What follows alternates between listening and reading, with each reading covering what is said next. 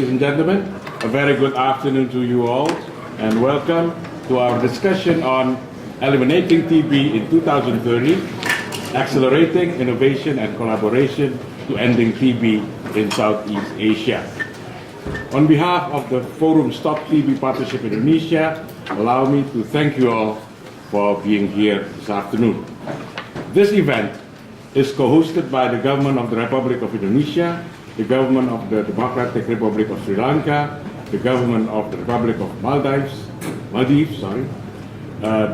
WHO Regional Office for Southeast Asia, Forum Stop TB Partnership Indonesia, and supported by Stop TB Partnership Global.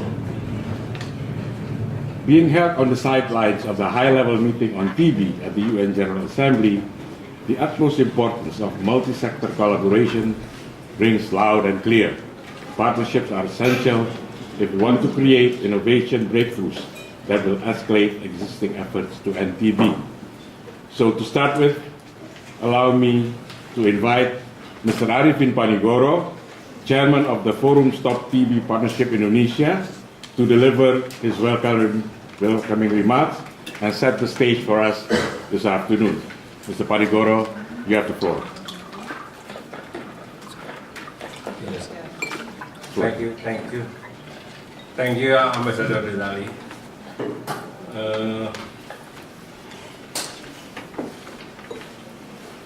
Honorable Minister, colleagues, ladies and gentlemen, good afternoon. But I like to specially mention to all of the panelists later.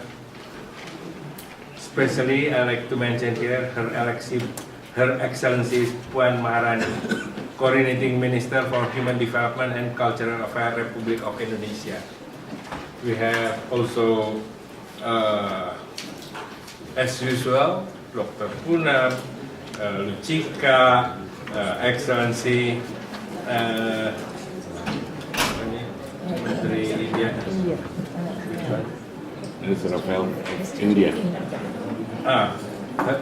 I just talked to you, Excellency, Health Minister from India, Her Excellency Jagat Prakash Nadda, Ms. Farjana Zahir, Deputy Permanent Representative of Maldives, Dr. Marika Wincott,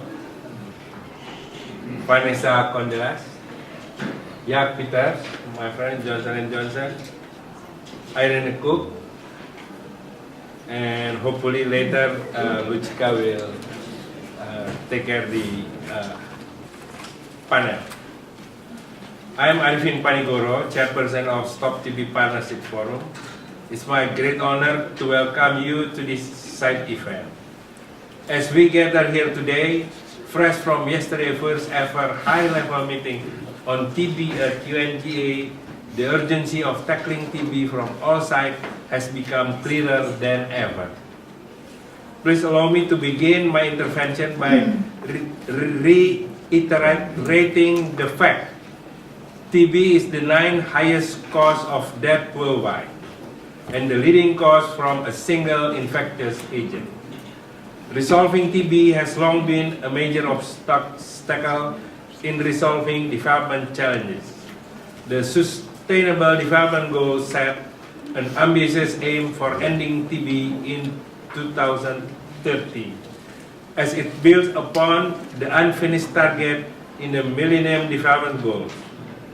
However, it proved to be a major challenge in which its resolve required an equally ambitious breakthrough action. We are all here because we share a common goal, ending TB. And there are two questions that we need to answer. First, what must we do differently to overcome TB challenges and have better results in 2030? And second, how can we involve and harness different expertise from different sectors, establish new partnerships while maintaining existing one to achieve significant progress? Ladies and gentlemen, today, almost half of the world's burden of TB is found in Southeast Asia region. And in many Southeast Asia countries, including Indonesia, gaps in financing and intervention persist despite numerous efforts. A global problem such as TB calls for a global solution. It requires a global partnership of government, academic, civil societies, and industries. As such, a successful partnership enhances effectiveness and impact of efforts through a more efficient use of resources. It also promotes innovation in finding solutions, and most importantly, it should be distinguished by strong commitment from each relevant partner. In the case of TB, political commitment is especially important to ensure the high-quality TB services are available, accessible, and sustainable to all patients. On this political commitment, I like to mention again that the fact Coordinating Minister Puan Maharani here, it means for me, for the Indonesian, at this, the political commitment is here. Don't worry.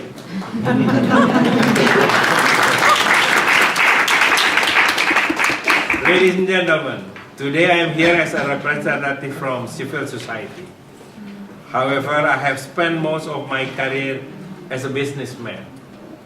Despite its boldness and ambition, the SDGs has brought forward a new era of equal partnership among actors and inclusion, where private sector blend in with civil society in our collective support to our respective governments. I greatly appreciate the fact that we are hand in hand co-hosting this event alongside of the government of Indonesia, the government of Sri Lanka, the government of Maldives, WHO, SEARO, and Stop TB Partnership Global.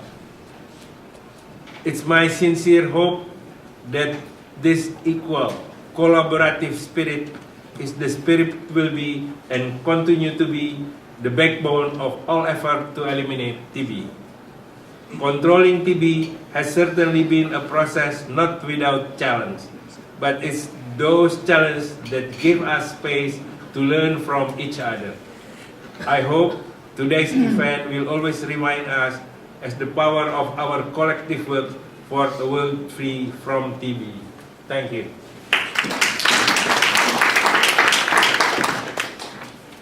Thank you, Mr. Panigoro. Next, I would like to invite Her Excellency, Madam Puan Maharani, Coordinating Minister for Human Development and Cultural Affairs of the Republic of Indonesia. Your Excellency, the floor is yours. Thank you.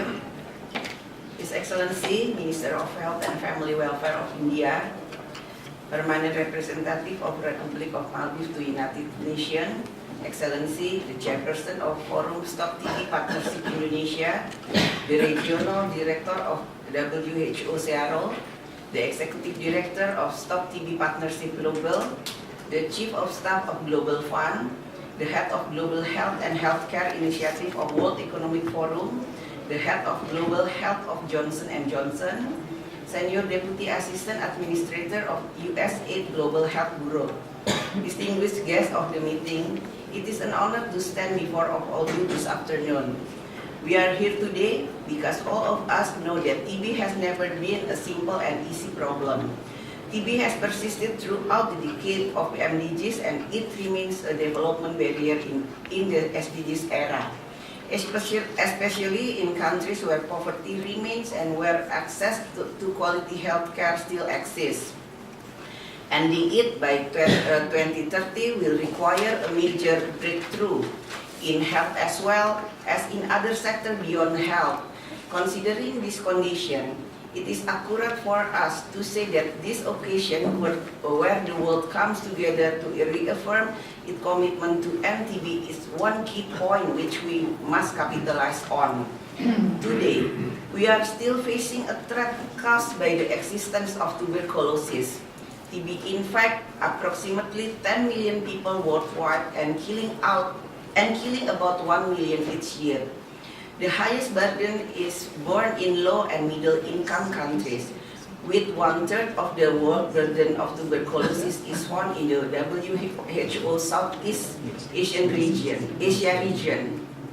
In Indonesia alone, TB has become the third leading cause of death in Indonesia, killing around 300 lives daily and causing approximately $9 billion economy loss every year.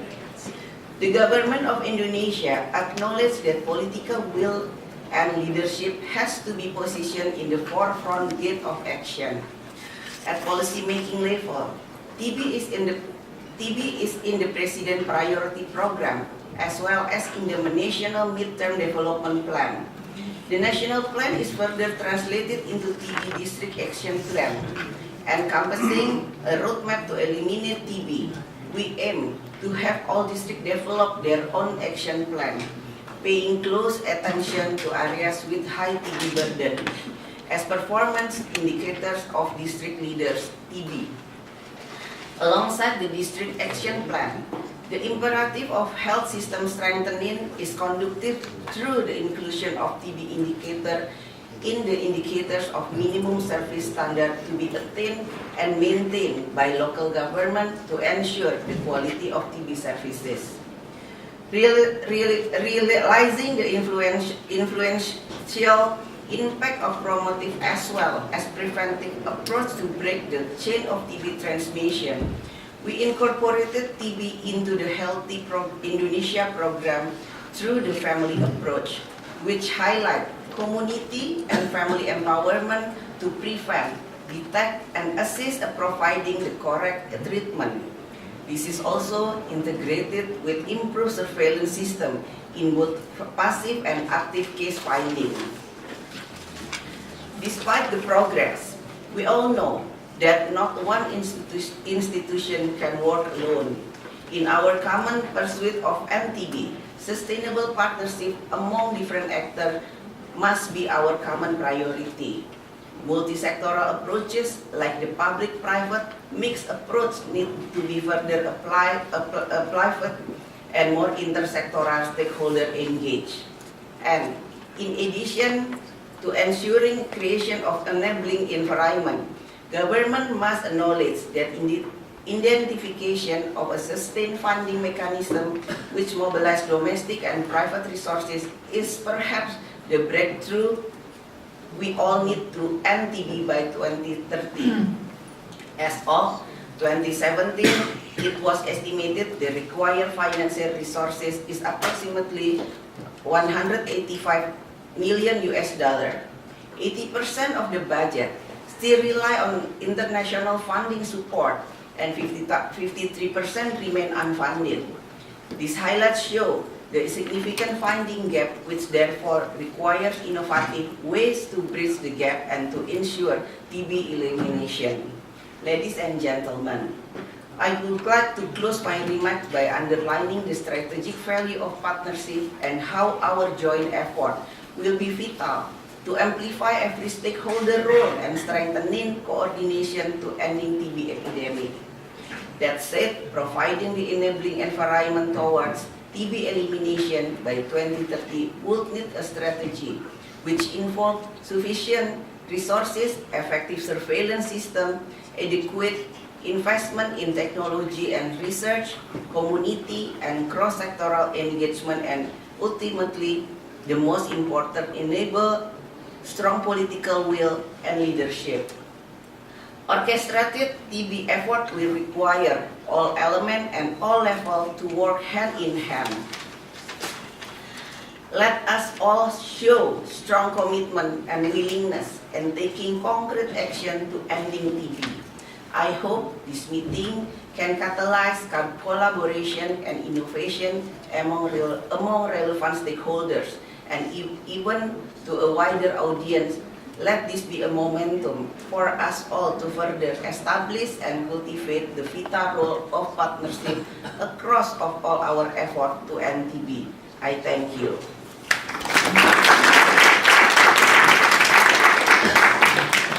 Thank you, Excellency, for the very insightful remarks. And next, I'm pleased to invite our moderator, Dr. Lucica Ditiu, Executive Director of Stop TB Partnership, to begin and lead later on our panel discussion. Dr. Lucica, Yeah. it's yours.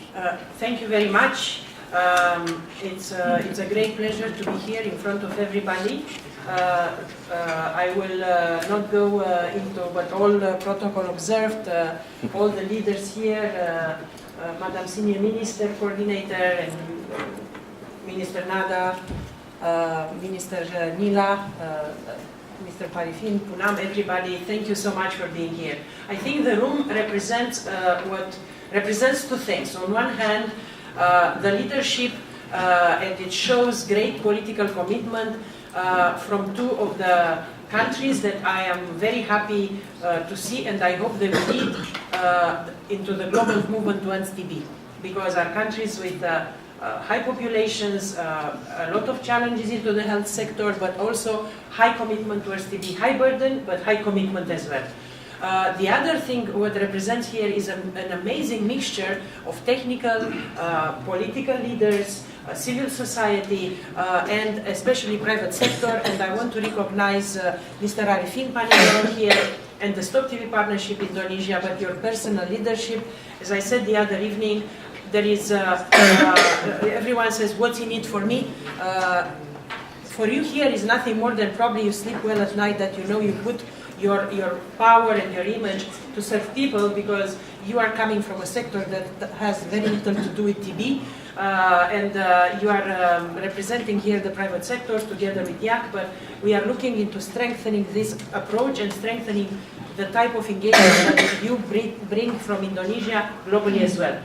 I am having a big privilege here to introduce, to speak, the first member of the panel, and the first minister to push and challenge the global targets and push his own country and his own team to go beyond anything and really end TB earlier than the rest.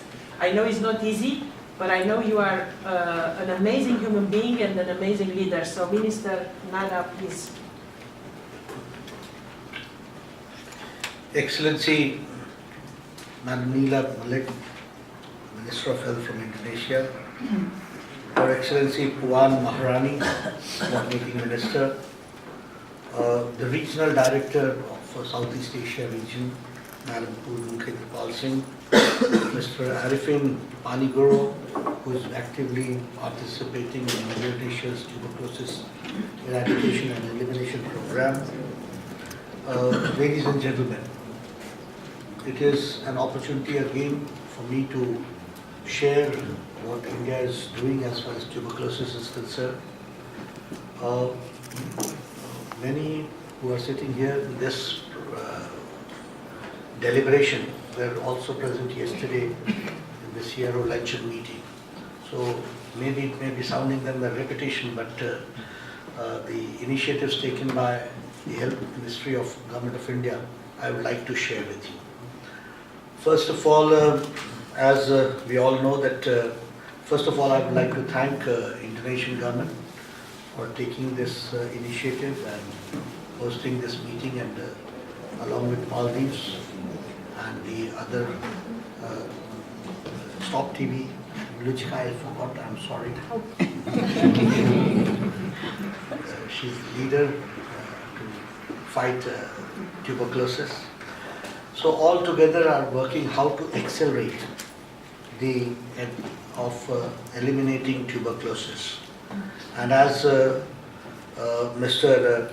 Panigoro had said, that it needs political commitment. So I can find in my country both political commitment and acceleration also. Political commitment is from our Prime Minister Shri Modi ji, and the acceleration can be expressed only by his commitment that we would like to end TB by 2025 and not waiting for 2030. So that itself shows that acceleration part has been taken care of. And for that acceleration, we have changed our strategies, and we have gone for a national strategic plan which is aggressive in nature.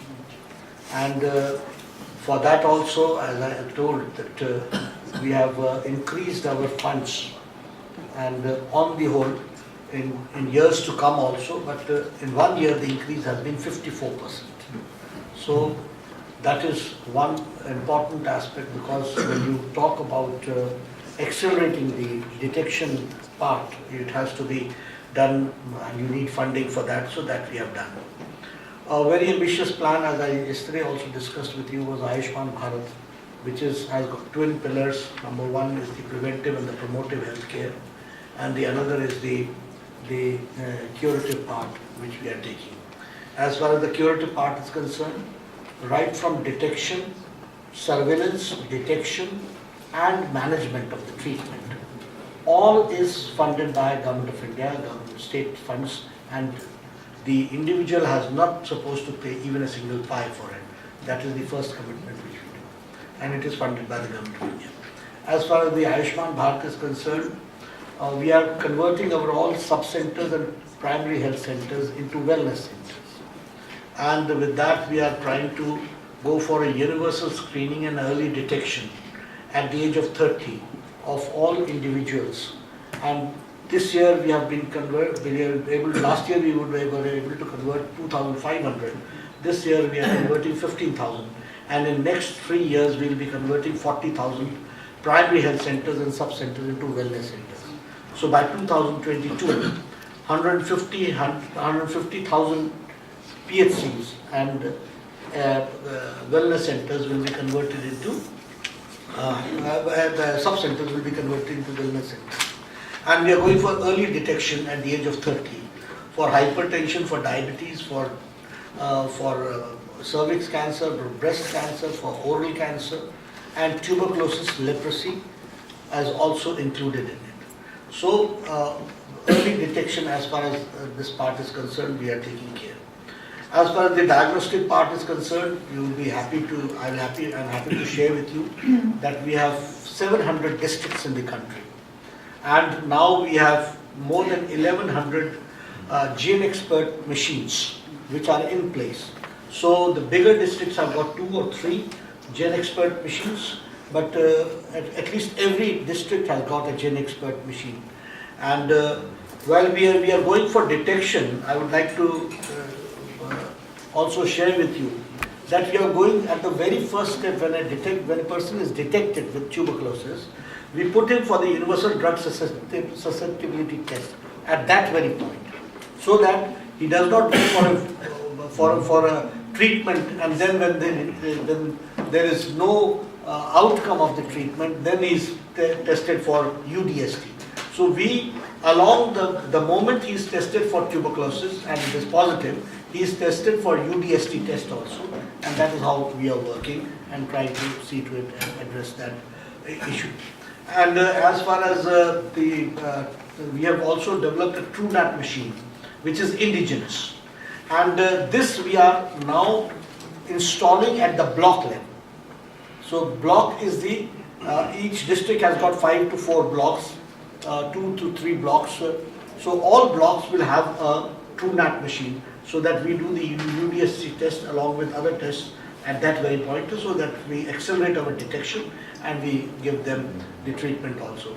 As far as the microscopy center is concerned, we have 14,000 microscopy centers. Now we are having 25,000 microscopy centers, which we are trying to go forward. As far as the treatment part is concerned, we have adopted the fixed dose combination. So that has reduced the number of medicines with fixed dose combination. Number 2, we have gone for daily regimen. We have got the DOTS program also, directly observed treatment system, which we have. So DOTS program is also going on.